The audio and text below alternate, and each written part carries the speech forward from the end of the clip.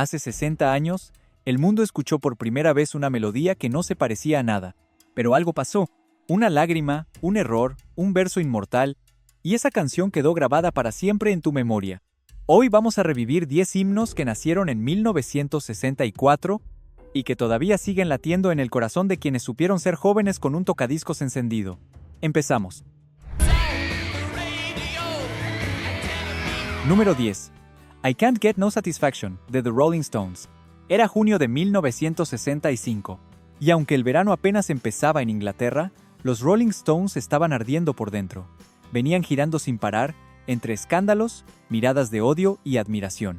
Eran chicos bien peinados con un alma que pedía gritar, y gritar fuerte. Una noche, Keith Richards se durmió con la guitarra en la cama, y en medio de un sueño, esa melodía llegó. Media dormido, medio despierto. La grabó en su grabadora de cassette. Al otro día, no se acordaba de nada, pero ahí estaba, cruda, repetitiva, pegajosa como un susurro eléctrico, la base de Satisfaction. La letra, por su parte, no hablaba de amor ni de paz, hablaba de frustración, de ese zumbido constante en la cabeza de cualquier joven de los 60 que no se sentía escuchado. No consigo satisfacción, decía Jagger con rabia contenida. Fue un error hermoso, un accidente que terminó siendo el estandarte de toda una generación. ¿Dónde estabas la primera vez que escuchaste esta canción? Si lo recordás, cóntalo en los comentarios. A veces, una anécdota revive un mundo entero. La canción fue censurada en varias radios británicas por sexual y provocadora, pero eso no la detuvo. Al contrario, la convirtió en himno. Sin embargo, hay algo que casi nadie sabe. Cuando la banda quiso grabarla formalmente en Chicago, el sonido no convencía. Era buena, pero no incendiaba. Fue recién cuando la regrabaron en Los Ángeles, con un nuevo pedal de distorsión que apenas estaban probando, que todo cambió. Ese pequeño aparato, que distorsionaba la guitarra como si fuera una sierra eléctrica, le dio a Satisfaction su rugido inmortal. No fue solo la letra, fue ese sonido sucio, crudo y salvaje lo que terminó marcando a fuego a toda una generación. ¿Lo recuerdas? Esa primera vez que sonó en tu radio de madera, con la aguja temblando sobre el vinilo, esa canción era vos. O lo que todavía no te animabas a decir. Número 9. Ticket to Ride de The Beatles. Apenas unos meses antes, en abril de 1965, 4 muchachos de Liverpool habían soltado otra bomba musical. Ticket to Ride era algo más que una canción. Era el principio del cambio. Un cambio que, si lo miras en retrospectiva, fue el principio del fin de los Beatles ingenuos. Sí, tenía coros pegajosos y esa armonía que los hizo famosos, pero también había algo más. Un tono más frío, más distante. John Lennon decía que era la primera canción pesada que hicimos. Y tenía razón. Muchos creen que hablaba de un pasaje de tren, pero Lennon solía decir, medio en chiste, medio en serio, que era una metáfora sobre las prostitutas de Hamburgo y sus tarjetas de salud, aunque con él nunca se sabía que era verdad y que era broma.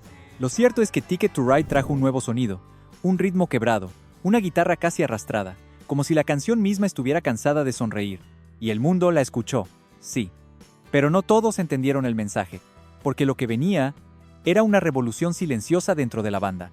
Sin embargo, el propio Paul McCartney confesó años después que Ticket to Ride fue una de las primeras veces que discutieron seriamente en el estudio. No por la letra, ni por los arreglos, sino por el tempo. George quería algo más rápido, Paul algo más melódico, y Lennon insistía en ese ritmo lento, casi arrastrado, que sentía como un paso firme hacia la madurez. Fue la primera vez que dejaron de sonar como una banda que se divertía, y empezaron a sonar como 4 mentes tirando en distintas direcciones.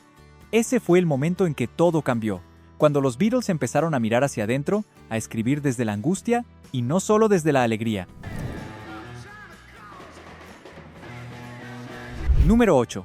My Generation de The Who. Pocas canciones en la historia del rock llevan tanta furia contenida en tan pocos minutos. My Generation fue un grito, un rugido disfrazado de canción. The Who no quería que los entendieran, querían que los sintieran.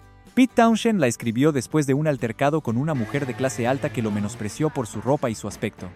Y esa rabia quedó grabada en cada sílaba. La letra tartamudeada, Why Don't You All F Fade Away, no era casual. Keith Moon y Roger Daltrey querían provocar, incomodar, y lo lograron. Censurada en la BBC por burlarse de los tartamudos, la canción se convirtió en símbolo de rebeldía. Y aunque Townshend solo tenía 20 años, ya estaba escribiendo como si la juventud fuera un arma cargada. My Generation no era solo una canción, era una declaración de guerra a todo lo que viniera antes. Espero morir antes de llegar a viejo, Seguro lo escuchaste y pensaste, ¡qué locura! Pero también, seguro lo entendiste. Sin embargo, hay algo que casi nadie te cuenta. El famoso tartamudeo de Roger Daltrey no estaba planeado originalmente. Fue un accidente en el estudio, provocado por el cansancio y la presión de grabar rápido. Pero cuando lo escucharon, decidieron dejarlo. Porque ese tartamudeo no solo sonaba rebelde, sonaba real. Pete Townshend dijo después que era como si las palabras se le atragantaran de bronca. Y tenía razón. Lo que nació como un error se volvió el corazón de la canción. Si te está gustando este viaje por los sonidos que marcaron tu juventud, quédate porque este canal está lleno de historias como esta, que quizás creías olvidadas, pero siguen vivas. Siempre hay más para recordar. Suscríbete y continuemos. Número 7. Like a Rolling Stone de Bob Dylan. Hay canciones que marcan un antes y un después, pero Like a Rolling Stone fue un terremoto. Corría el mes de julio de 1965. Bob Dylan subió al estudio con una letra de 6 páginas, escrita con bronca, desilusión y una pizca de ironía. Venía de una gira agotadora por Inglaterra y arrastraba un conflicto interno. Ya no quería ser el trovador folk de voz nasal, quería algo más, algo eléctrico. La canción nació de una herida. Dylan se sentía traicionado, agotado del personaje que le exigían ser. Y entonces escribió, ¿cómo se siente estar solo sin rumbo como una piedra rodante? Ese fue el golpe. Porque no solo hablaba de él, hablaba de vos, de todos. De ese instante en que te das cuenta que el mundo no te debe nada y te deja caer. La canción fue rechazada por su duración, 6 minutos, una locura para la radio de entonces. Pero cuando la pusieron al aire, el teléfono no paró de sonar. El público no quería otra canción, quería volver a escuchar esa. Esa melodía no era bonita, era incómoda, pero se volvió inmortal. ¿Lo viviste? Esa sensación de estar rodando, sin saber hacia dónde. Dylan no solo la puso en palabras, la transformó en leyenda. Número 6. Mr. Tambourine Man de The Byrds. Curiosamente, otra canción de Dylan fue la que catapultó a otra banda al estrellato. The Byrds tomaron Mr. Tambourine Man y la convirtieron en algo nuevo, una mezcla mágica entre folk, pop y guitarras eléctricas que sonaban como si vinieran desde el cielo. Era mayo de 1965, y con solo una canción, The Byrds cambiaron el curso de la música popular, y eso que solo uno de los miembros tocó realmente en la grabación. El resto lo hizo un grupo de músicos de sesión llamado The Wrecking Crew. Pero nadie se quejaba, porque lo que importaba era el resultado. Esa voz suave, la guitarra de 12 cuerdas, el ritmo hipnótico, todo te llevaba a un lugar casi onírico, una melodía que parecía salida de un sueño de verano. ¿Te pasó? Escucharla en la radio del auto, con la ventanilla abierta y sentir que el tiempo se detenía. Mr. Tambourine Man fue mucho más que una canción. Fue el comienzo de una nueva ola, de un nuevo sonido, una revolución silenciosa que trajo aire fresco a una década que estaba por explotar. Pero lo que pocos saben es que Dylan, al escuchar la versión de The Byrds, se quedó boquiabierto. Su canción, que en el original duraba más de 5 minutos y era casi un poema hablado, había renacido en solo 2 minutos y medio, y con guitarras eléctricas. Sin embargo, en lugar de enojarse, Dylan lo tomó como un desafío. Días después, entró al estudio con una Fender Stratocaster y grabó Like a Rolling Stone. Ese momento no solo cambió su carrera, cambió toda la historia del rock. ¿Cuál de estas canciones te marcó más en aquellos años? Leemos cada historia con emoción, porque al final, todos tenemos una melodía que nos cambió para siempre. Número 5. We Gotta Get Out of This Place de The Animals. Y mientras algunos soñaban, otros gritaban por salir. We Gotta Get Out of This Place era el clamor de quienes estaban atrapados. Trabajos repetitivos, barrios oscuros, vidas que parecían condenadas al olvido. Eric Burdon lo cantaba con los dientes apretados, y cada verso era un golpe a la puerta del destino. Tenemos que salir de este lugar, si es lo último que hacemos. La canción, lanzada en julio de 1965, se volvió himno entre los soldados estadounidenses en Vietnam, porque aunque no fue escrita para ellos, hablaba exactamente de lo que sentían. Esa fue la magia, una canción nacida en Inglaterra, que terminó representando el dolor de miles de jóvenes en medio de la guerra. ¿Lo recordás? Ese estribillo fuerte, repetido como un mantra. Seguro alguna vez lo sentiste, esa necesidad urgente de escapar, de cambiar todo. Y ahí estaba esa canción, como un espejo. Pero lo más impactante es que ni The Animals imaginaron lo que vendría. Sin embargo, Cuando soldados estadounidenses comenzaron a escribir cartas mencionando la canción, algo cambió. Se volvió una especie de himno no oficial en las trincheras. Era la más pedida en las radios militares, la más cantada en los campamentos. Eric Burdon dijo años después que eso lo marcó para siempre. Una canción escrita en la rutina gris de Inglaterra terminó dándole voz al infierno del sudeste asiático. Y eso no fue casualidad, porque el dolor, cuando es verdadero, no entiende de banderas. Solo busca una melodía para salir. Número 4. Tired of Waiting for You, de The Kinks. A principios de 1965, el mundo aún no sabía del todo qué esperar de The Kinks. Venían de romperla con You Really Got Me, un tema ruidoso, rasposo, casi salvaje. Pero entonces, sacaron Tired of Waiting for You y sorprendieron a todos. La canción era distinta, más suave, más melancólica, pero debajo de esa calma se escondía una impaciencia furiosa. Ray Davies la había escrito años antes, cuando todavía soñaba con ser algo más que un chico con guitarra. Y aunque parecía una canción de amor, en el fondo era un lamento por todos esos momentos que se escapan, por lo que no llega, por lo que uno espera y nunca aparece. ¿Seguro te pasó? Esperar a alguien, o a algo, que parecía que nunca iba a llegar. Estoy cansado de esperar por ti. Así empezaba, y así se metía en la cabeza de miles. Un tema breve, directo, que se convirtió en su primer número 1 en Inglaterra. Ese fue el momento en que The Kinks dejaron de ser una promesa, y empezaron a escribir su propia historia. Pero lo más increíble es que Ray Davies la grabó con fiebre. Tenía gripe ese día, sin embargo, se negó a cancelar la sesión. Y se nota. Esa voz temblorosa, casi resignada, no era actuación, era real. Fue uno de esos raros momentos en los que la fragilidad del cuerpo se convierte en fuerza artística. Y quizás por eso, la canción conectó con tantos.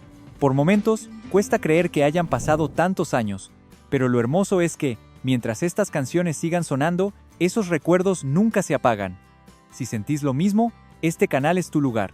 Suscríbete para no perderte ningún video. Sigamos. Número 3. For Your Love de The Yardbirds. De todas las bandas británicas de la invasión, los Yardbirds tenían algo especial. Y no era solo su sonido, sino sus guitarristas.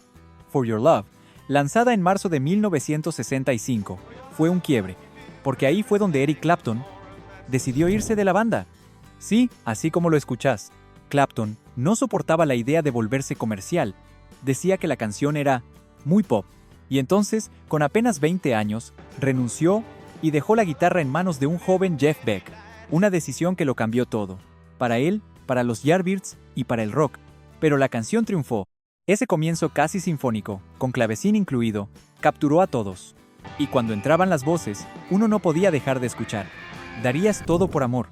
Un mensaje simple, pero envuelto en un sonido moderno, fresco, pegajoso. ¿Lo recuerdas? Esa mezcla entre dulzura y ansiedad. For Your Love no era una canción más, era el comienzo de algo nuevo, y el fin de algo viejo.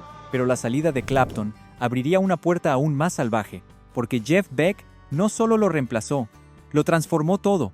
Su estilo era más experimental y más eléctrico. Sin embargo, su ingreso no fue casualidad. Fue recomendado por Jimmy Page, otro joven guitarrista que en ese momento prefería seguir trabajando como sesionista. Sí, ese mismo Jimmy Page que, años después, fundaría Led Zeppelin. Todo estaba conectado. Y todo comenzó con una canción que Clapton despreció, pero que cambió el rumbo del rock para siempre. Número 2. Help, de The Beatles. Agosto de 1965. El mundo amaba a los Beatles, pero John Lennon no se amaba a sí mismo. Escribió Help como un grito desesperado, aunque pocos lo notaron. Detrás del ritmo animado y el coro inolvidable, había un hombre que se sentía perdido. Lennon confesó, años después, que era una de sus letras más sinceras. Pero como todo con los Beatles, fue envuelta en brillo. La canción fue el centro de su segunda película, y se volvió un éxito mundial. Pero Lennon estaba gritando desde adentro. «¡Ayuda! ¡Necesito a alguien!». No era una broma, era real. Ese fue uno de esos momentos donde la música escondía una lágrima, una tristeza disfrazada de éxito. ¿Lo sabías? ¿O también la tarareaste pensando que era otra canción alegre más? Porque así era la vida en 1965. Colores por fuera, confusión por dentro. Pero hay algo más que pocos recuerdan. La canción originalmente iba a sonar mucho más lenta, casi como una balada. Sin embargo, el productor George Martin sugirió acelerar el tempo para que encaja con el tono ligero de la película. Y así, lo que era un pedido sincero de ayuda, terminó envuelto en velocidad y armonía. Lennon, con ironía, decía que el mundo cantaba su depresión sin saberlo.